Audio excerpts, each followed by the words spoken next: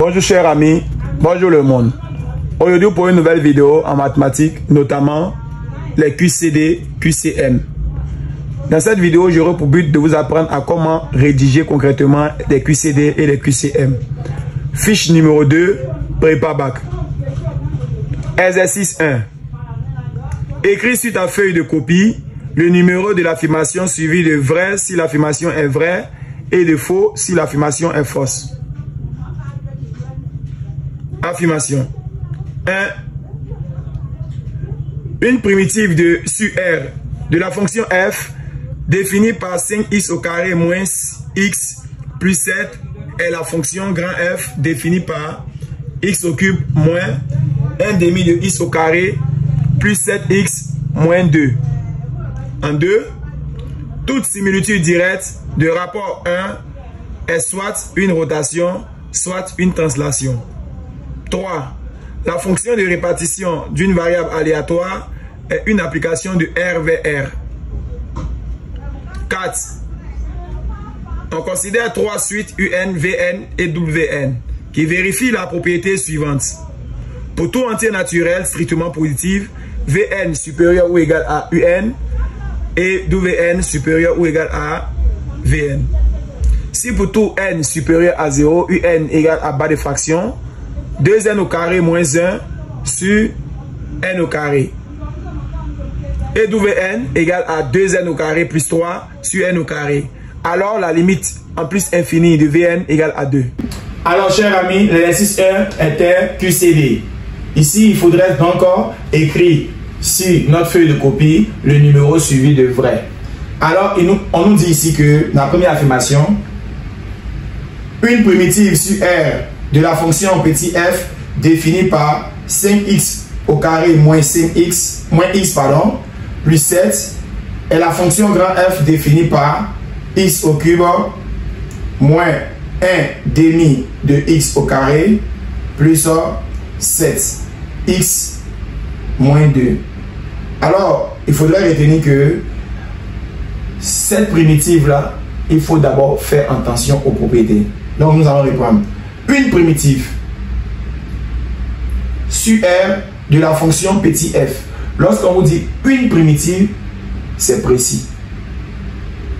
Il ne doit pas avoir de C. Mais quand on vous dit la primitive, vous devez mettre C. Alors, pour répondre à cette affirmation, il faudrait donc dériver grand F pour obtenir petit f. Donc, nous allons répondre à cette information.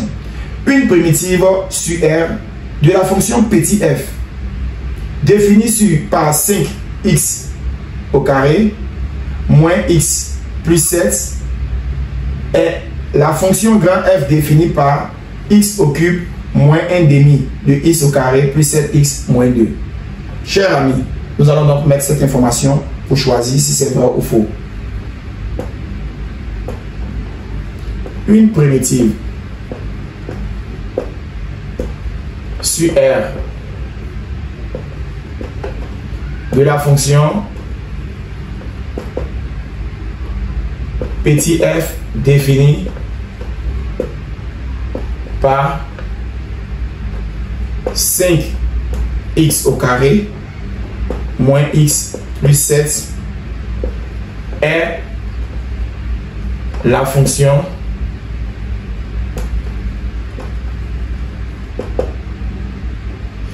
f définie par x au cube moins 1 demi de x au carré plus 7x moins 2. Chers amis, pour répondre à cette question, il faudrait dans un premier temps dériver grand F pour obtenir petit f. Si vous dérivez grand F et vous tombez sur petit f, alors grand F est une primitive de petit f. Vérifions donc hypothèse. Passons désormais à la dérivée. Si nous passons en dérivant x au cube moins 1 demi de x au carré plus 7x moins 2, pour le premier, nous trouvons 3x au carré. Pour le second, le 2 descend, moins x. Et là, plus 7. Là, 0. Cette écriture trouvée est vraiment différente de notre première écriture.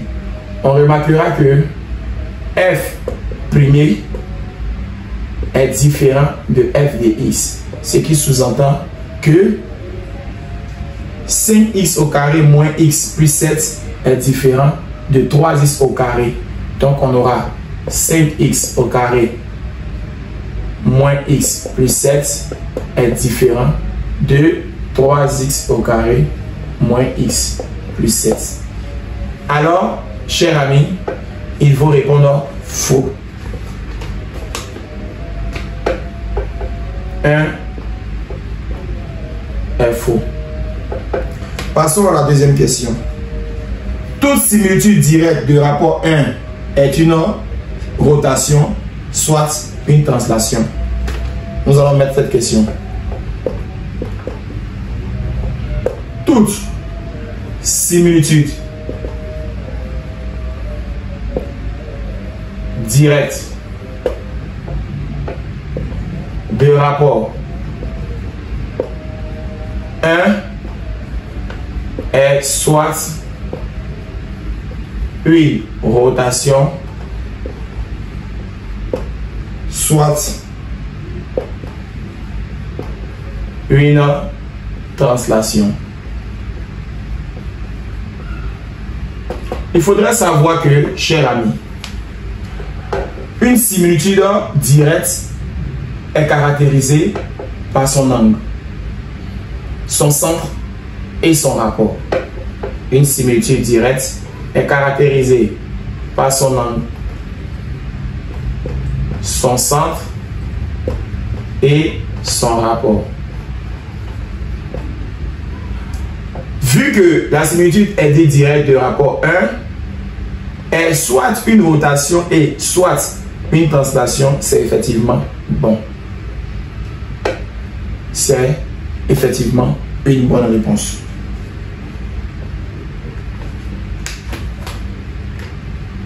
Alors, on aura donc toute similitude directe de rapport 1 est soit une rotation, soit une translation. 2 est une bonne réponse.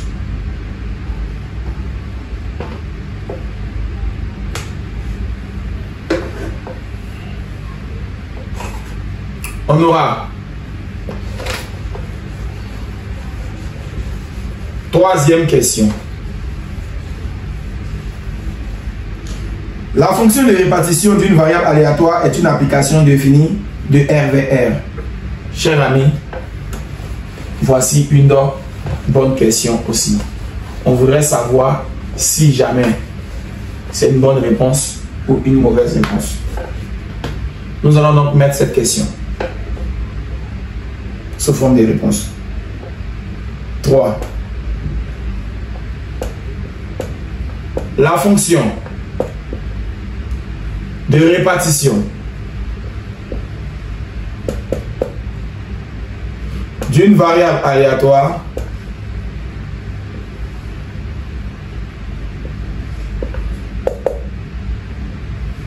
est une application définie de R vers R. Il faudrait donc répondre à cette question. 3. Vrai. Donc, la fonction de répartition d'une variable aléatoire a une application définie de R vers R. C'est-à-dire que nous fassions un exercice de probabilité, nous sommes en train d'être définis de R vers R. Alors, la fonction de répartition, c'est la fonction grand F qui aboutira par la suite à 1. Alors, chers amis, parlons désormais de la dernière question.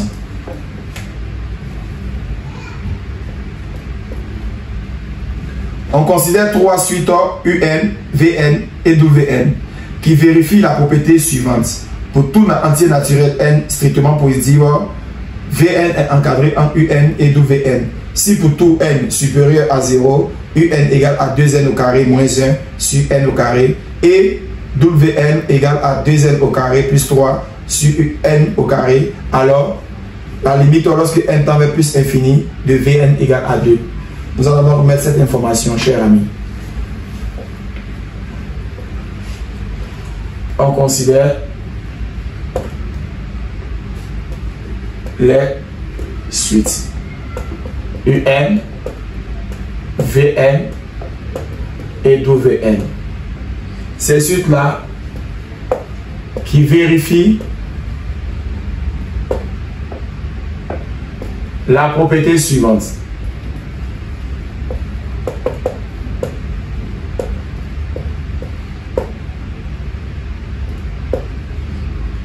Pour tout entier naturel n strictement positif,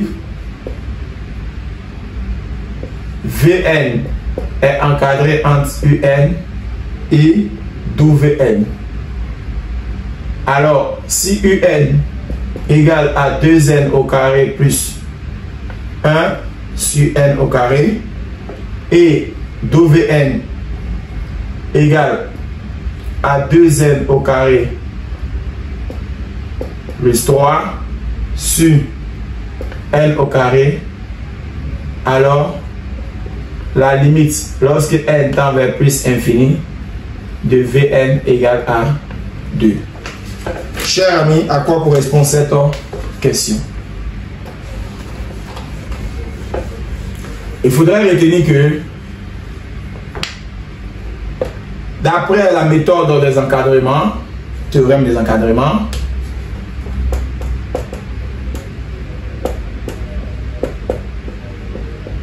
d'après la technique du théorème des encadrements,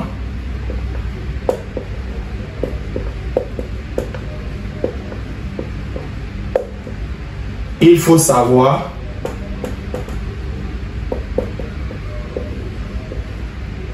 pour trouver la limite de celui du milieu, il faut trouver ses extrémités. On aura donc la limite lorsque n tend vers plus infini de Vn serait donc égal à la limite lorsque n tend vers plus infini de Un. Et aussi la limite lorsque n tend vers plus infini de Wn. On aura la limite de 2n au carré plus 1 sur n au carré. Limite lorsque n tend vers plus infini de 2n au carré plus 1 sur n au carré. Après le monomodule au degré en haut et en bas, après simplification de 2n au carré sur n au carré, lorsqu'on simplifie ça, il restera 2. Et celui-là, si nous voulons aussi trouver pour lui, on aura la limite lorsque n tend vers plus infini de 2n au carré plus 3 sur n au carré. Avec la simplification de n au carré, on aura 2. Constat final, c'est que celui du milieu aura la même limite que les deux trouvés. C'est considéré comme si c'était en train de faire un exercice sur le théorème des gendarmes. Alors, cette limite donnera aussi 2. Alors, ce qui signifie que 4, il s'agit de la bonne réponse. Alors, si nous voulons résumer tout ce qui a été dit, on finira par écrire que 1 était faux, 2 était vrai, 3 est aussi vrai. Ce qu'on a dit, 1 était faux, 2 était vrai, 3 était aussi vrai, 4 était aussi vrai. Alors, nous venons de finir l'exercice au niveau 1. Passons à présent à l'exercice numéro 2. Il s'agit donc d'un QCM.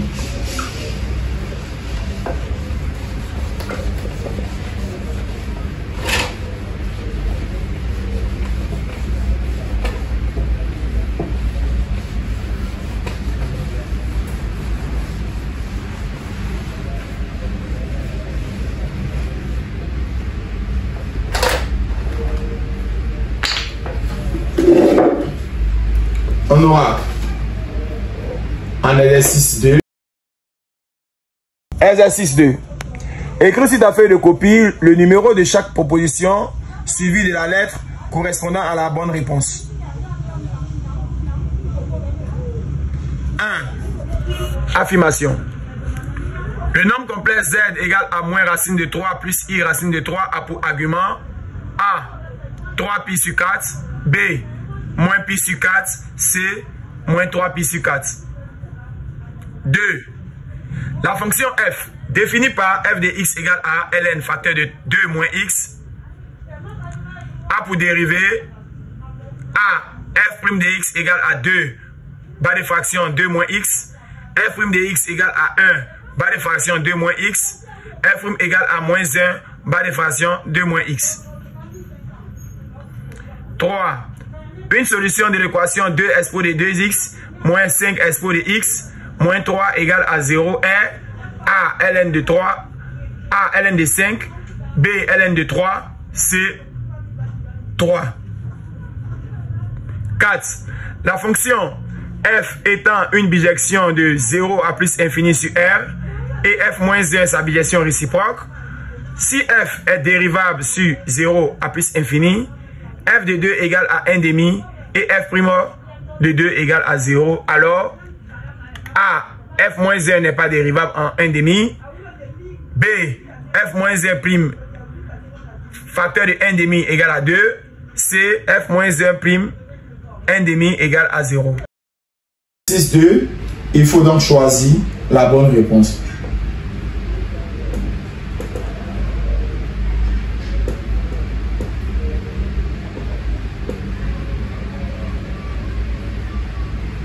Dans ce cas-là, écoutons ce que le premier nous dit.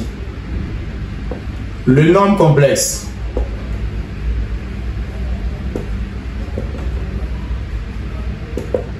Z égale à moins racine de 3 plus I racine de 3 a pour argument, et c'est à nous de deviner. Chers amis, dans un premier temps, pour calculer l'argument, il faut d'abord chercher le module. 2Z. Nous allons donc avoir module de Z égale à module de racine de 3 plus I racine de 3. Lors de son calcul, on aura moins racine de 3 au carré plus racine de 3 au carré. On aura module de Z égale moins racine de 3 au carré donnera 3. Et ici, nous donnera aussi 3. On aura racine de quel élément, cher ami? 6. Racine de 6 peut se décortiquer en 2 fois 3. Ce qui nous donne Z égale à module racine carrée de 2 fois racine carrée de 3. Si on veut bien voir. Alors, après avoir fini de trouver le module, nous allons donc supposer l'argument. Soit θ, l'argument de notre Z. Cosinus θ qui vaut aux parties réelles sur le module. Sinus θ, partie imaginaire sur le module. La partie réelle, moins racine de 3. Le module, racine de 2 fois racine de 3. Après simplification, moins 1 sur racine de 2 qui est équivalent à moins racine de 2 sur 2. Celui du bas, partie imaginaire, racine de 3. Et là, racine de 2 fois racine de 3. Après simplification, 1 sur racine de 2 qui donnera racine de 2 sur 2. À l'aide de la calculatrice, nous trouvons cosinus θ qui est moins racine de 2 sur 2 et sinus θ qui est égal à racine de 2 sur 2. Notre calculatrice nous émet un angle correspondant à 3 pi sur 4 si jamais on veut vérifier. 3 pi sur 4.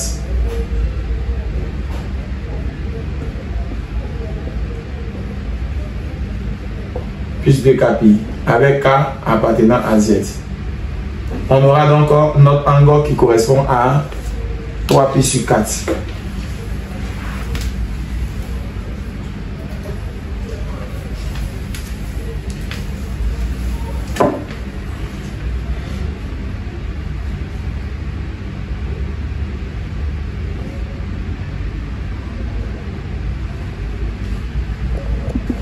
Alors, il correspond à la première réponse. 1, il s'agit de A. Chers amis, pour déterminer donc l'argument, il fallait faire le module, puis trouver l'argument qui correspondait. Parlons désormais de la deuxième question.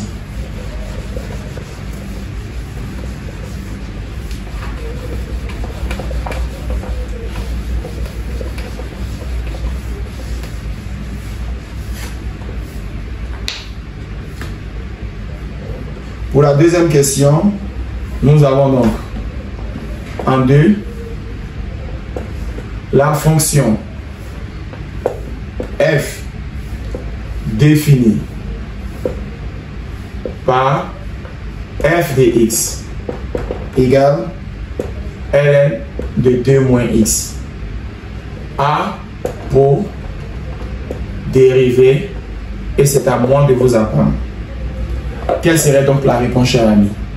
On aura à retenir que si vous avez ln de u et que vous voulez passer à la ligne dérivée, on aura u' sur u.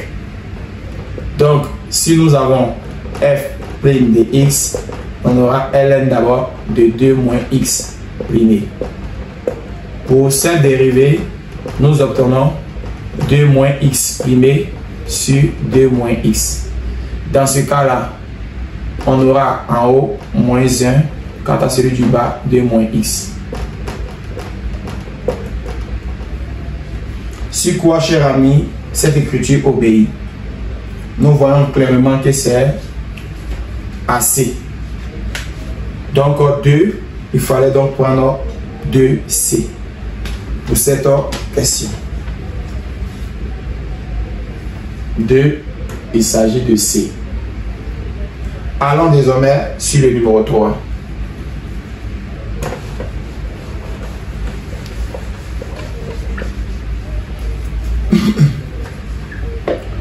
La question numéro 3 nous dit une solution de l'équation 2s pour de 2x moins 5s pour de x moins 3 est égal à 0. Cher ami, cette solution-là, on dit est et puis on ne donne pas de réponse. Alors, comment résoudre cette information? On sait d'abord que pour x appartenant à l'ensemble de validité,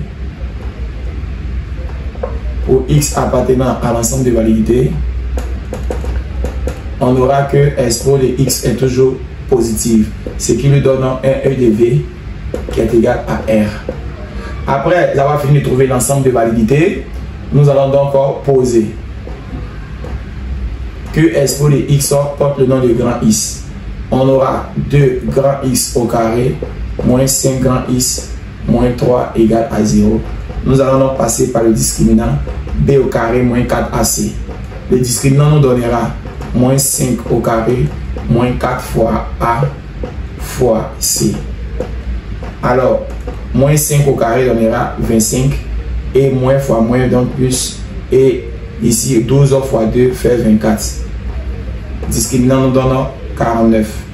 La radicale de discriminant nous donne 7. Lorsque le discriminant est supérieur à 0,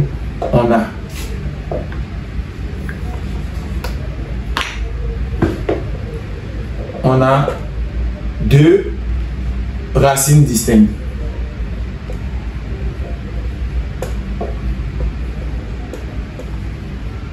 Ces racines peuvent s'appeler aussi des solutions. On aura donc ici plus clair en utilisant x1 moins b moins racine de discriminant sur 2a. x2 moins b plus racine de discriminant sur 2A. Une fois c'est fait, nous allons avoir x1 égale le b étant négatif avec le moins, on aura 5 à présent. Parce que le b est négatif, or l'écriture possède aussi un moins. Moins la racine de discriminant, 7. Sur 2 fois notre a, 2. Alors x1 égale à moins 2 sur 4. x1 égale à moins 1 demi. x2 égale à 5 plus 7 sur 2 fois 2. x2 égale à 12 sur 4. x2 égale à 3. Une fois c'est fait, nous allons remplacer tous les grands x par expo. Expo de x1 égale à moins 1 demi. Ça, c'est absurde. On ne peut pas résoudre car expo de x est toujours supérieur à 0. Donc, on ne peut pas résoudre. Parlons ici. Expo de x2 égale à 3. Donc, il faudrait mettre ln. On met ln de part et d'autre. C'est dans ce cas que ln d'expo de x2 donnera x2. Lui donnera ln de 3. Il s'agit de qui comme bonne réponse? Cher ami, il s'agit donc de choisir le B. Donc 3B.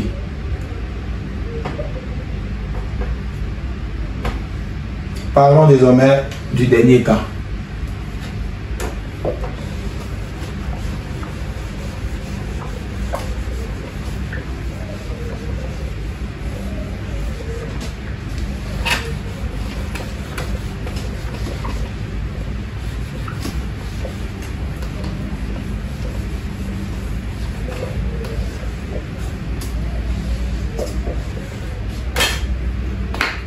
Alors, parlons du dernier cas. Ici, on nous dit la fonction f étant une bijection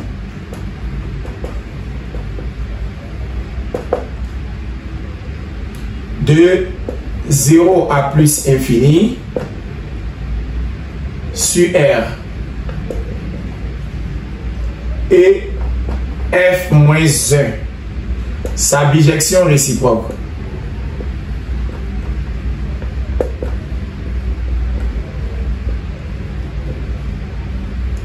On aura à dire si f, qui est la condition du sujet, est dérivable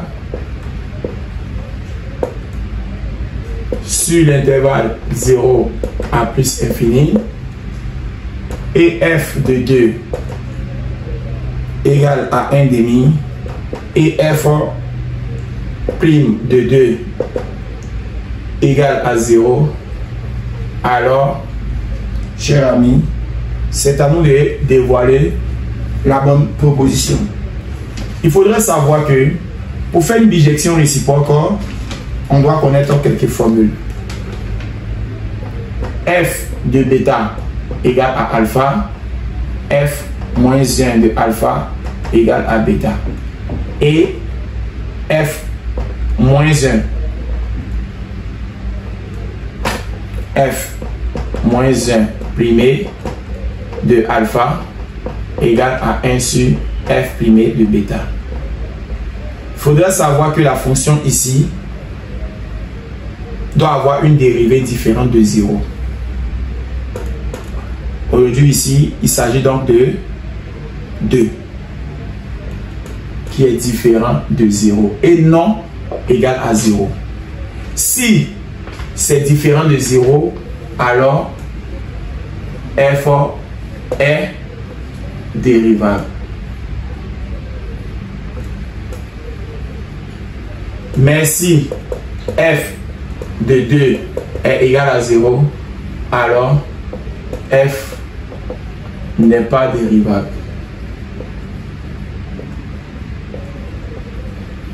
C'est dans ce cas-là que nous allons vérifier f' de 2. Vous trouvez donc 0, ce qui signifie que f n'est pas dérivable. Comme d'après l'énoncé, f' de 2 égale à 0, on en déduit que f n'est pas dérivable. Si f n'est pas dérivable, alors il faudrait choisir pour la question 4, il faudrait choisir A, car c'est A qui avait répondu à 1 qui n'est pas dérivable. Dans ce cas-là, chers amis, si nous voulons résumer tout ce qui a été dit, nous allons donc dire que l'exercice numéro 2 nous présente un QCM où 1, il fallait choisir A, 2, il fallait choisir C, 3, il fallait choisir B, 4, il fallait choisir A. Chers amis, nous sommes à la fin de cette vidéo. C'est dans cette partie avec pour but de vous apprendre comment cocher la bonne réponse et comment choisir vrai ou faux dans une série d'affirmations. Merci.